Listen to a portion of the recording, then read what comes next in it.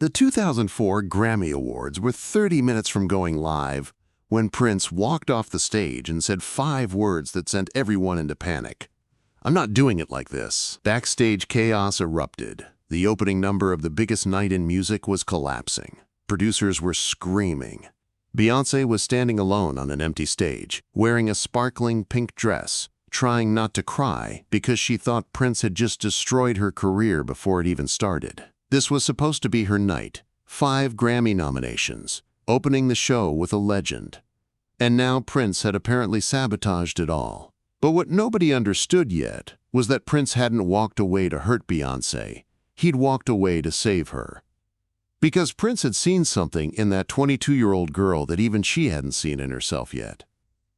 And he was about to teach her the most important lesson of her career in the 5 minutes that would transform her from a pop star into a legend. February 8, 2004. Staples Center in Los Angeles. The 46th Annual Grammy Awards. This was the night that would make or break Beyoncé's solo career. She'd left Destiny's Child to pursue music on her own terms. Dangerously in Love had been a commercial success, but tonight would prove whether she was the real deal. 5 Grammy nominations. Opening the show. Performing with Prince, the pressure was crushing. Walking into rehearsals, "I was just so overwhelmed and nervous and starstruck," Beyoncé would later admit. Her hands were shaking. Her voice felt tight. This was Prince. The man who'd written Purple Rain. The performer who'd defined a generation. You couldn't just be good with Prince. You had to be extraordinary. The Grammy producers had spent weeks planning this opening number. They'd choreographed every step, marked every position on the stage, timed every second. Prince would enter stage left, hit his mark, perform 45 seconds of Purple Rain. Then Beyoncé would enter stage right, stand 3 feet away from Prince, join for the chorus, then move to B stage for Baby I'm a Star, transition into Crazy in Love, finish with Let's Go Crazy, 7 minutes, 32 seconds. Choreographed, blocked, planned to the millisecond. It was professional, it was polished, it was safe, and Prince hated every second of it. During technical rehearsal that afternoon, Prince walked through the blocking exactly as directed. He hit his marks. He stood where they told him. He didn't say anything. But Ken Ehrlich, the veteran Grammy producer, could see something was wrong. Prince's body was on that stage, but his spirit wasn't. "Prince, is everything okay?" Ehrlich called from the production booth. Prince looked up, his face unreadable. "We're good." Then he walked off stage without another word. Beyoncé watched him leave, confused. They'd barely interacted. Had she done something wrong? Was he disappointed in her? That evening, 4 hours before the show, Beyoncé was in her dressing room when Ken Ehrlich knocked on her door. His face told her something was very wrong. "Beyoncé, we have a situation. Prince is refusing to perform. He says he's not doing it the way we planned it." The room spun. "But why? Did I do something wrong?" "It's not you. He's not happy with the staging. He says it's too rehearsed, too controlled. He wants to change everything." "Change everything? Now? The show starts in 30 minutes. "He won't go on unless we do it his way. He says you're not a backup dancer, and this performance is making you look like one."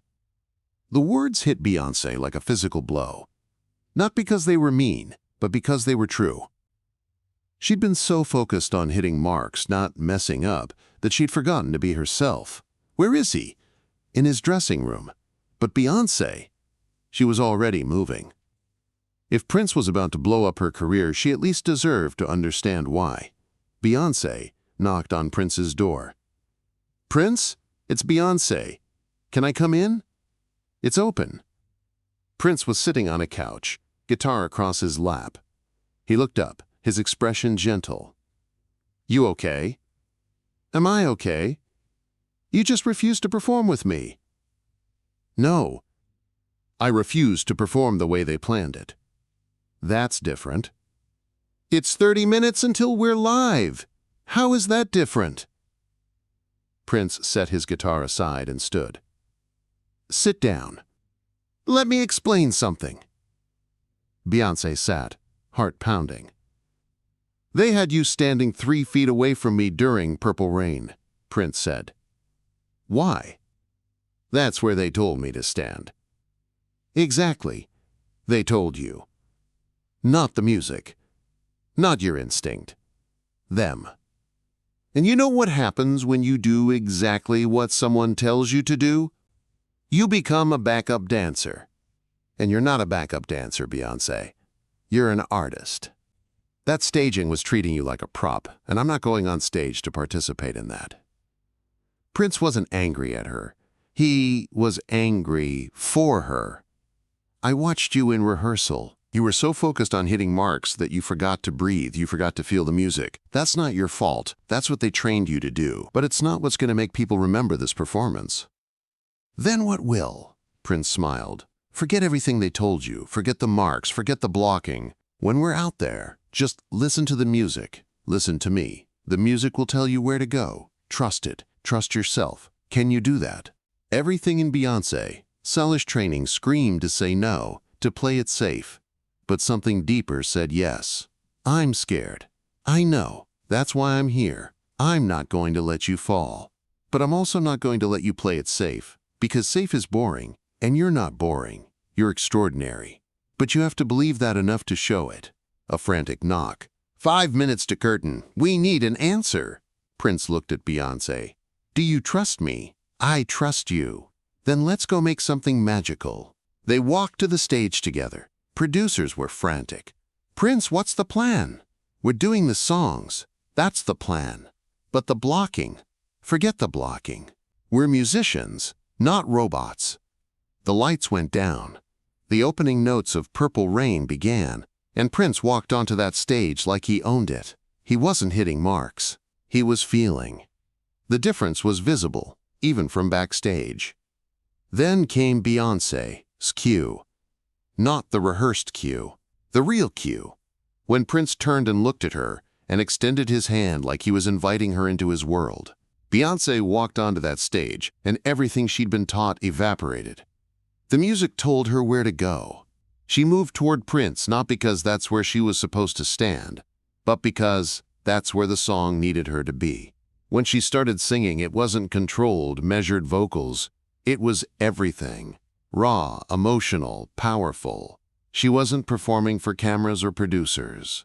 She was performing for Prince, who was smiling with pure joy. They moved to B stage not because blocking said to, but because Prince started walking and Beyonce followed, trusting the music. Baby, I'm a Star became a conversation. Prince's guitar answering Beyonce's vocals. When they transitioned into Crazy in Love, Prince stepped back, giving Beyonce the spotlight, and Beyonce exploded.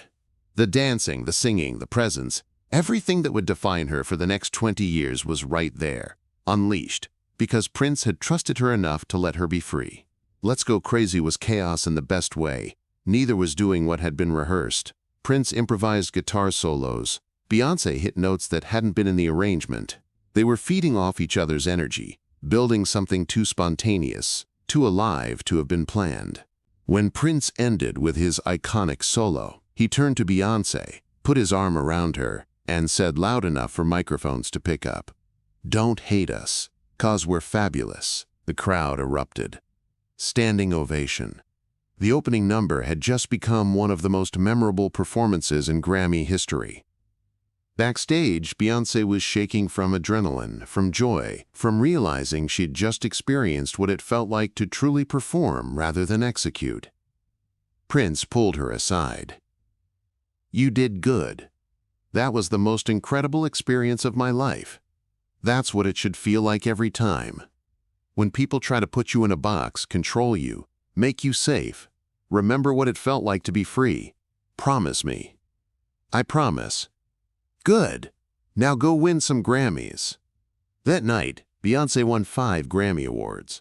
But years later, she wouldn't talk about the awards first. She'd talk about Prince. "He taught me the most important lesson of my career. that following rules and playing it safe might keep you employed, but it won't make you legendary. He showed me that real artistry requires risk. The performance became a turning point. Before that night, she was the talented girl from Destiny's Child. After that night, she was Beyoncé. No explanation needed. But what made it special wasn't just the performance. It was what Prince did afterward. He spent time teaching Beyoncé about music theory, showing her chords on piano, talking about how understanding music's technical side would give her more freedom. "I was really pleased to find out she knew a lot about scales," Prince later said. "He made sure she knew learning never stops." Years later, Beyoncé posted videos of herself playing piano, a skill she'd continued developing. Prince had told her that playing an instrument was what elevated artists like Aretha Franklin and Ray Charles. When Prince died in April 2016, Beyoncé incorporated a tribute into her Formation World Tour, performing The Beautiful Ones. But her real tribute wasn't a song. It was how she performed. Free, spontaneous, refusing to be controlled, taking risks, being legendary rather than safe. Prince didn't just teach me how to perform. He taught me how to be myself in a world that constantly tries to tell you who to be. He saw something in me that I didn't see in myself yet, and he refused to let me settle for anything less. That's not just mentorship, that's love. Ken Ehrlich later said, "Prince called me and said, 'I want to perform with Beyoncé.' At first she was hesitant. It was her night. But Prince insisted. What nobody expected was that he would throw out our planning. But that spontaneity, that risk, that's what made it legendary. Prince knew what we didn't, that Beyoncé didn't need careful planning. She needed freedom." The lesson extended beyond that performance. Throughout her career, Beyoncé has taken creative risks other artists wouldn't dare, dropping albums with no warning, performing at Coachella with 200-person productions, constantly evolving, refusing to be predictable. That's Prince's influence in every bold choice. This story teaches us about mentorship and belief. Prince didn't just give Beyoncé technical advice. He gave her permission to trust herself. He showed her the rules that seem absolute are often limitations keeping you from being extraordinary. And he did it by putting his reputation on the line. That's real mentorship, not just teaching what you know, but believing in someone enough to take risks on their behalf. Not just showing your path, but giving them courage to forge their own. 5 minutes. That's all it was. 5 minutes freed from choreography and safe choices. But those 5 minutes defined a career. Because Prince saw Beyoncé not as she was, but as she could be. And he refused to let her be anything less. When people ask what made Beyoncé the icon she became, they point to work ethic, talent, business sense. All true. But there was also that night in 2004 when Prince looked at a terrified 22-year-old girl and said, "Forget the rules, trust the music, trust yourself." And she did. And the world has never been the same.